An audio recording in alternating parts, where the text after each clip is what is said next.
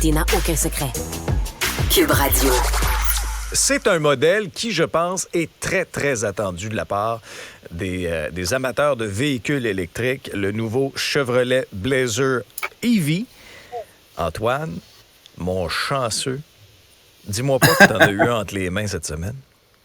Il est dans la cour. En fait, j'aurais dû le brancher hier soir parce que j'ai roulé avec toute la journée et puis j'ai omis de le brancher. Alors, ça sera le cas aujourd'hui. Je veux tout savoir.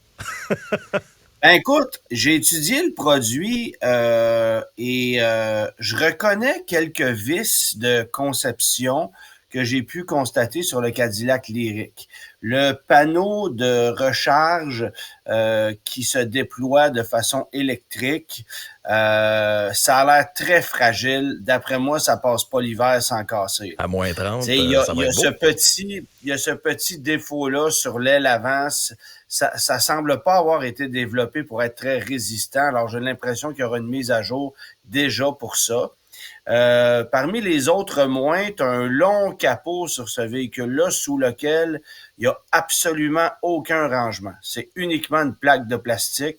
Donc, je sais même pas pourquoi il s'ouvre, ce capot-là. Ben, en fait, il s'ouvre pour si jamais il y a des problèmes techniques.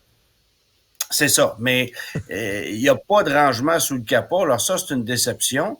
Mais le véhicule a une sacrée belle gueule, un empattement extrêmement long de 3,1 mètres, ce qui veut dire que le niveau de confort est exceptionnel. C'est stable, c'est silencieux évidemment, et t'as un niveau de confort qui dépasse les attentes. C'est 20 mm plus long seulement que le Blazer à essence. Et pourtant, tu regardes le véhicule, tu as l'impression d'un produit beaucoup plus gros, beaucoup plus spacieux.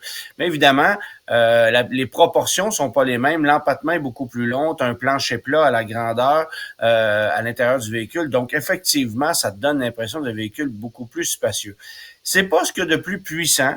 En même temps, est-ce qu'on va se plaindre d'un manque de puissance? Non. Il y a 288 chevaux et c'est absolument suffisant pour la grande majorité des automobilistes. C'est juste que les véhicules électriques de cette tranche-là, on est souvent habitué à avoir beaucoup plus de puissance que ce qu'on en a besoin. Et là, ben, je te dirais que c'est correct.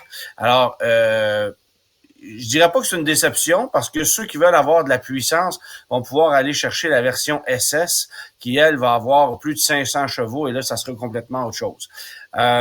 L'autonomie. Le modèle que je conduis présentement, c'est un modèle RS à 4 roues motrices dont le prix d'entrée est à 69 999, donc juste sous la barre des 70 000. Ce que ça veut dire, c'est qu'il est éligible au crédit fédéral de 5 000 $, mais il ne l'est pas au crédit provincial de 7 000 $. Donc, ce véhicule-là est éligible à seulement 5 000 de crédit.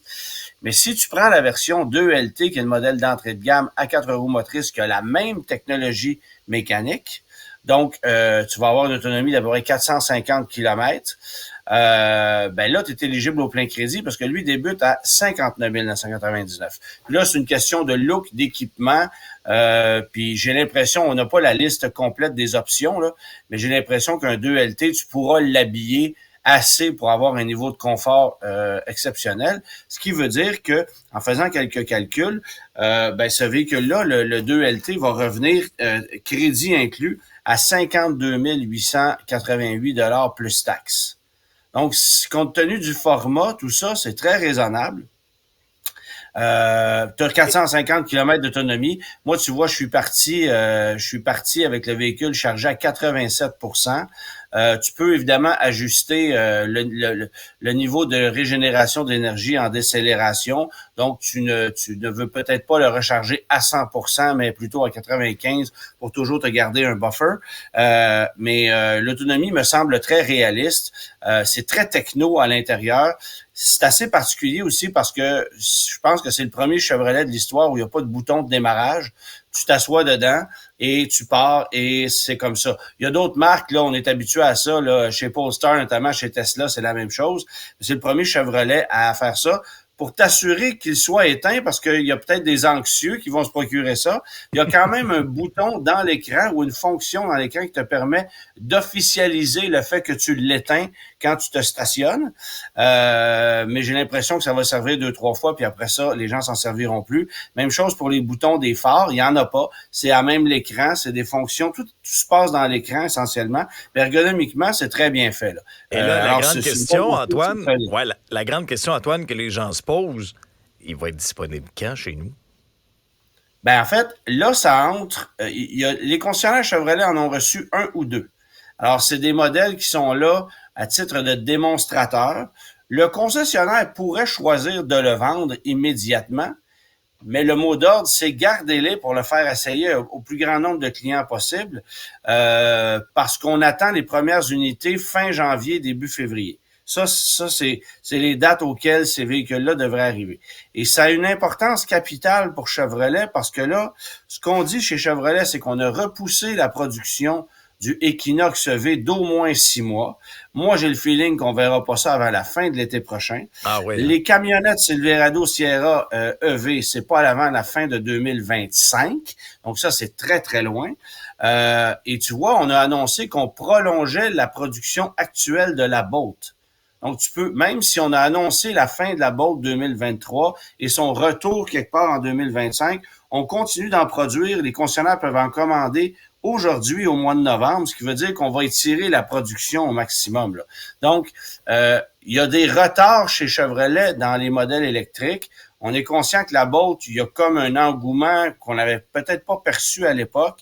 Récession économique aussi oblige, c'est un produit peut-être plus intéressant pour les Américains que ça l'a été il y a quelques années. Mais le Blazer, bon, évidemment qu'au Québec, ce sont les versions éligibles au crédit qui vont être intéressantes. Là. La version SS, c'est un peu comme une Mustang Mach-E GT à 90 000 $. Ceux qui vont se l'acheter, c'est pas pour une question d'économie d'énergie, c'est parce qu'ils veulent avoir une bébite de ce genre-là.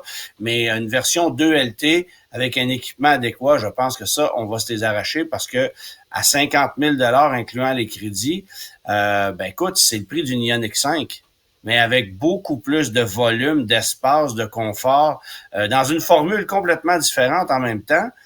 Est-ce que je serais celui qui achèterait la première unité sortie de l'usine? La réponse est non. Je vais le laisser vieillir 1 an. Ouais, je vais le laisser vieillir 1 an. Il faut souligner que c'est une nouvelle technologie puis que ça n'a pas encore fait ses preuves. Là. Merci de nous avoir donné tes impressions, Antoine. Ben, plaisir. Bonne journée. Allez.